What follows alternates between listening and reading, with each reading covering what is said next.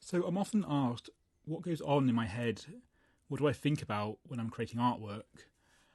And when I first started, it was probably a lot, probably around perspective and proportions and getting the technique right. But that was a long time ago. University was 2009 to 2012, and college before that, plus all the bits in between. And I can only really talk about now. And to be honest, I don't think about it a lot. During this session, I spent the whole time thinking, what do I think about? Am I thinking right now? And it's more that I'm reacting and responding, and I don't really do ideas anymore. I get inspiration through pexels.com or various other photographs, and then I reproduce it. So there's a video out where I talk about how I use references, and you'll see in this video that I stitch a few together in order to create the scene I want. I've long let go of trying to be original. Because it's done by me, it's original in its own way. And so I find something that inspires me, whether that's on a walk, in nature, various animals I come across, conversations I've overheard, anything out in the landscape, or stimuli that I found online through Pexels, which is a copyright-free, and there's many other copyright royalty-free photos out there.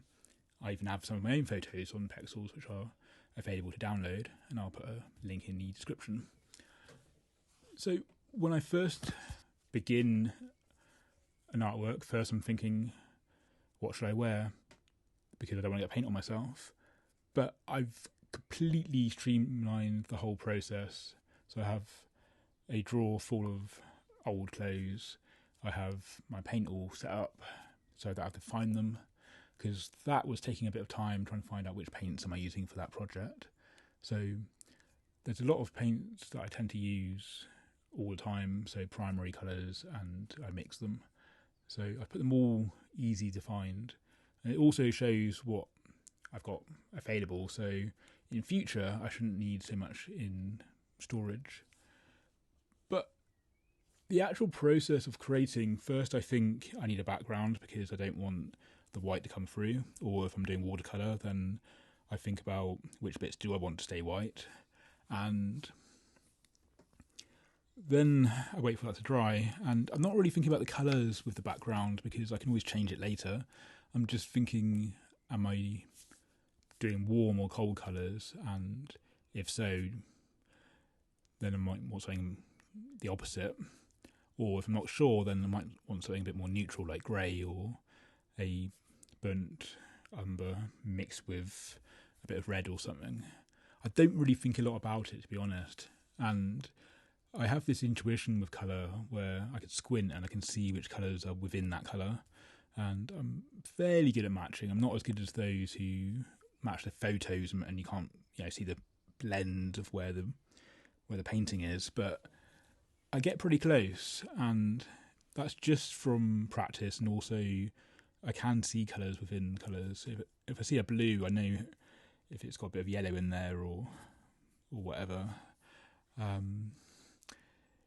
It's just trial and error as well, and sometimes it can take a while to get that colour right, but you just keep pushing towards it.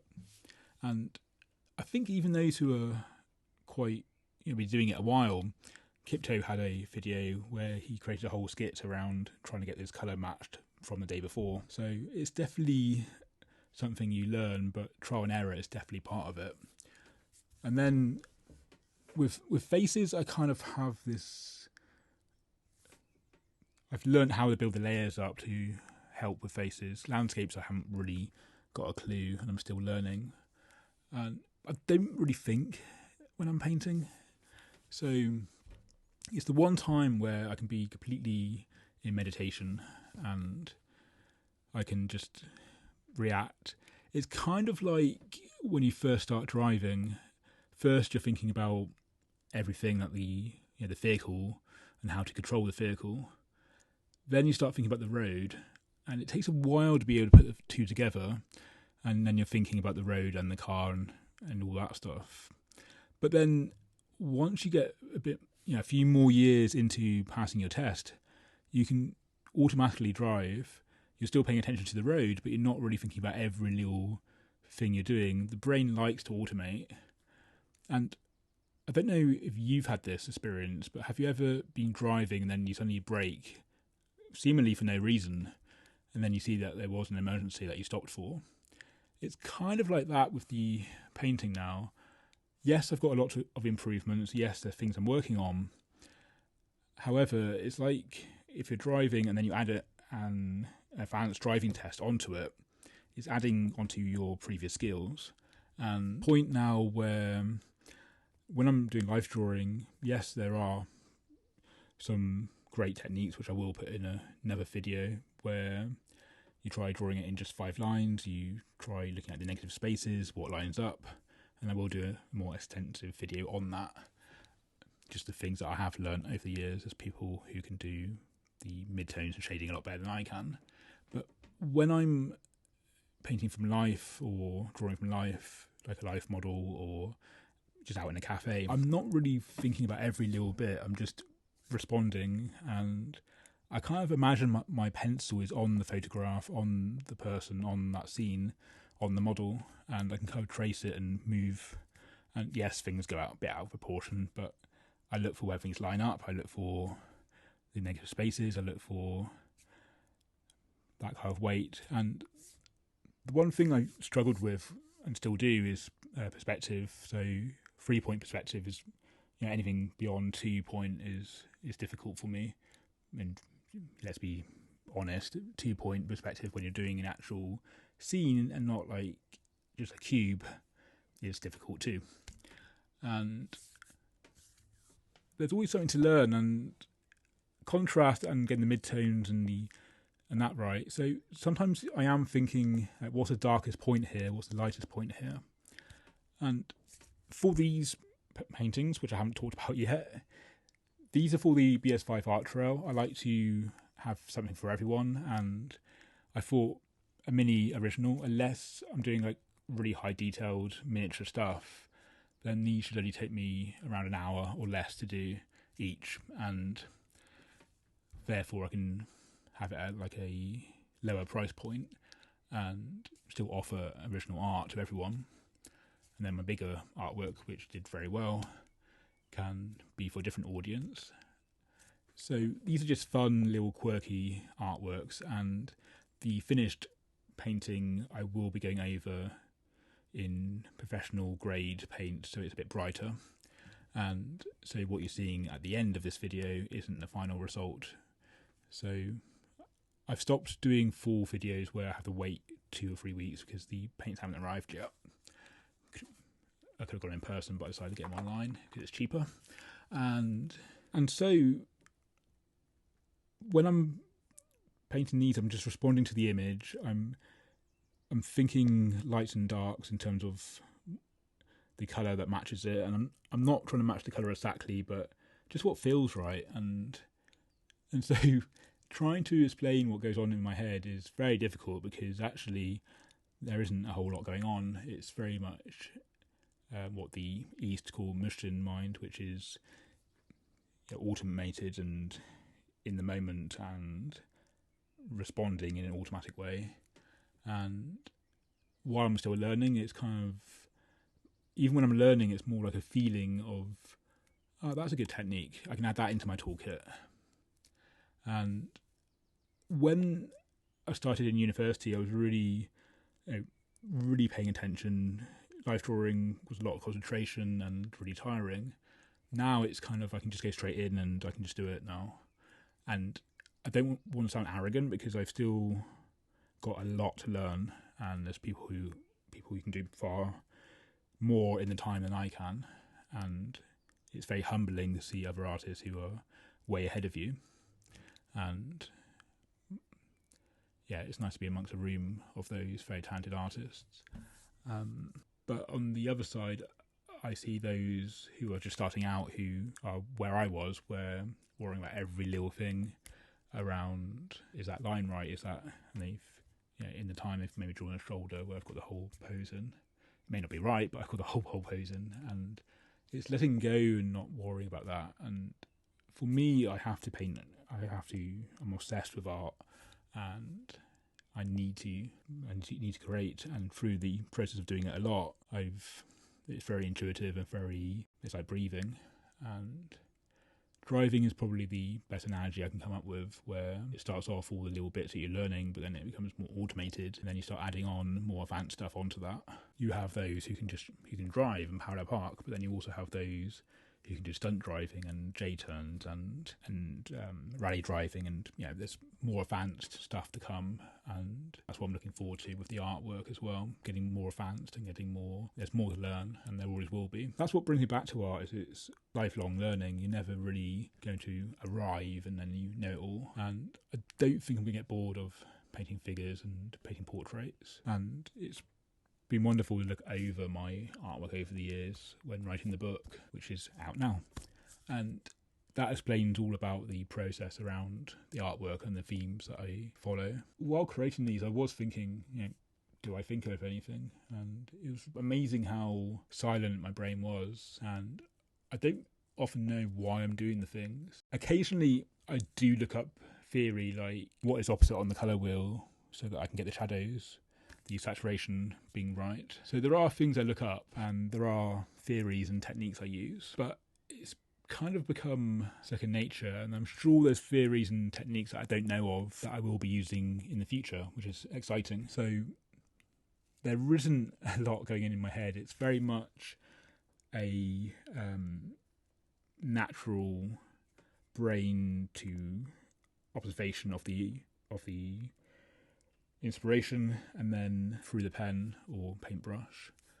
I don't often use imagination, but when I do, I'm just moving stuff around digitally, usually as a collage, and then thinking what feels right, getting it as close as I can, and I don't overly manipulate it because that'll take time, so I do that in the drawing and painting process. But it's just a reference to start me off, and that's exactly what it is. It's a reference, it's not a copy.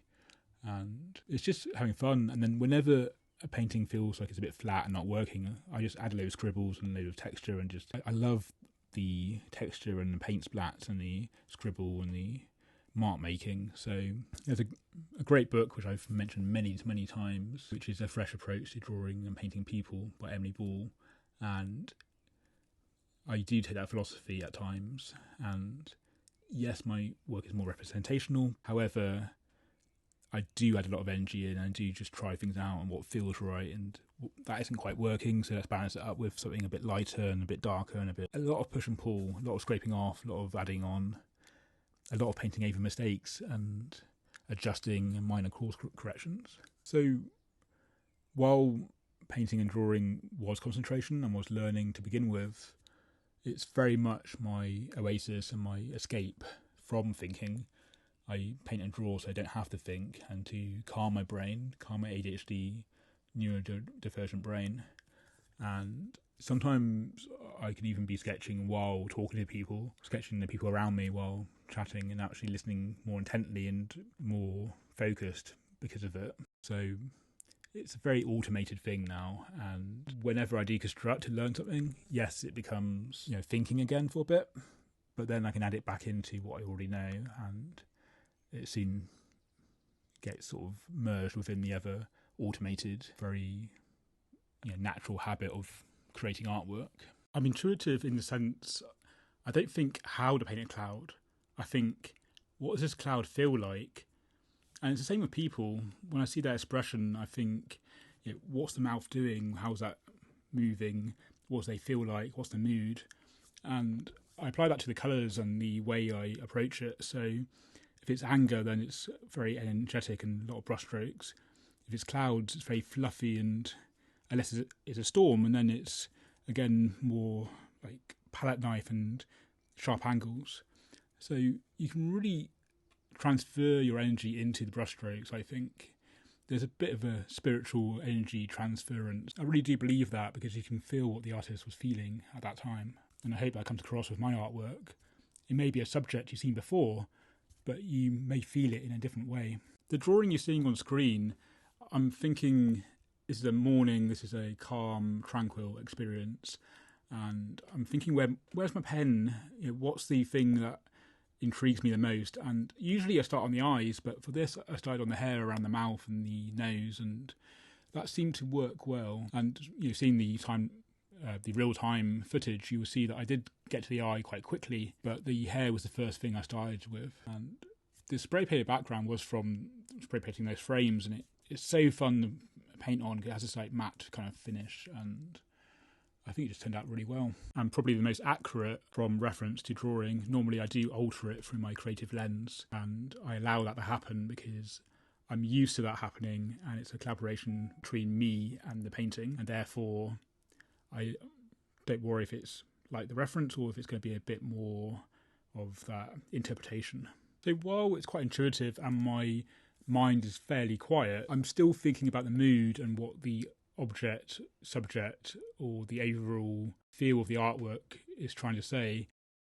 I do paint with emotion in the sense that my tempo changes depending on what I'm trying to achieve.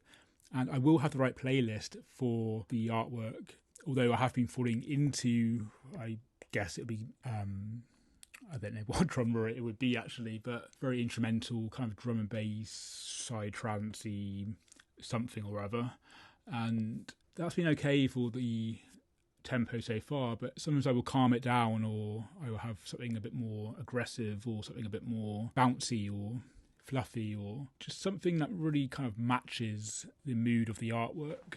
So I am thinking about the overall emotion and feel of this piece, or in this case many mini artworks, finding inspiration, finding photos I like, sort of interpreting them in my own way. Because occasionally I said I didn't use imagination, but I do on occasion with space people and various oddities and things, but I don't rely on that so much because otherwise I'll be stuck for ideas. So I find inspiration through the walks I have and through various amazing photographers. But it's the mood that I try and capture and the sort of essence. I also work with a lot of various life models. I've joined a few of the patrons, which I start for like a month and then get, because I can't afford any more than that. But I want to support models best I can, because what they do is absolutely incredible and they should really get paid a lot more for what they offer. The poses and being vulnerable in that sense. So to have a good model, they should get paid a lot more than they do. And so I've got various photos lined up, ready. I've got a massive frame in the hallway that has an idea attached to it, but I haven't found the right painting surface that's big enough for this particular painting yet. So in conclusion, there isn't really much that goes through my head in terms of the actual painting. It's very much in sync with following the photo, following the in life, following various walks I've had. Painting from life is where I feel most comfortable rather than the imagination. But I have got a great book on imagination. I was recommended by Jess Karp, and I'll be looking forward to getting through that at some point soon, because I do want to get more into the imagination with some of the projects I got in mind. So really the thing that drives my artwork is the mood and the emotion and my celebration of life and the world around me. So this could probably be a lot longer, like a full-on podcast, but I will leave it here. I've been really struggling to articulate what it is that my mind does when painting and drawing and artworking, but it seems it's pretty quiet, but I am thinking about the mood and the kind of overall vibe of the, is it a warm or cold piece, is it, those sort of things, rather than any coherent, very busy thoughts. And a lot of it has been internalised since many hours of practice, and I've got many more to go, which I'm really enjoying at the Brown's Art Centre. So I'll put the link in the description for that one as well. So keep scribbling, keep being creative, keep beating the perfectionism. Don't worry whether it's good or bad, and keep putting your work out there, because we need art in the world. And I shall see you in the next one.